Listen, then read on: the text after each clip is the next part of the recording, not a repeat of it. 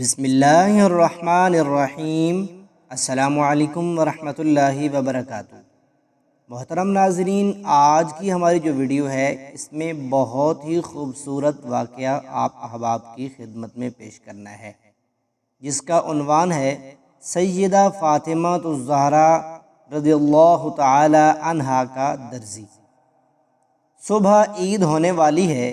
جناب سیدہ فاطمہ الزہرا کے ننھے شہزادوں نے عرض کی، امی جان کل ہمیں بھی نئے کپڑے دینا، ہم پرانے کپڑے نہیں پہنیں گے۔ سیدہ نے بچوں کو بہلانے کی کوشش کی مگر وہ اپنی ضد پر قائم رہے۔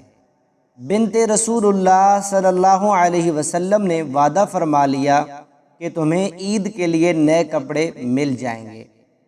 پوری رات عبادت میں گزارنے والی سیدہ فاطمہ الزہرا رضی اللہ تعالی عنہا نے تہجد کے نوافل کے بعد بارگاہ خداوندی میں ہاتھ اٹھا دیے اور عرض کیا، الہی فاطمہ رضی اللہ تعالی عنہا تیری کنیز ہے، اس کے وعدے کو پورا فرما دینا۔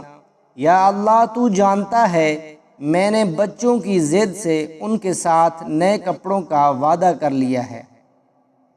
یا اللہ تو جانتا ہے کہ تیری کنیز نے نہ ہی کبھی اپنے لیے سوال کیا ہے اور نہ ہی جھوٹ بولا ہے اور نہ ہی کبھی غلط وعدہ کیا ہے۔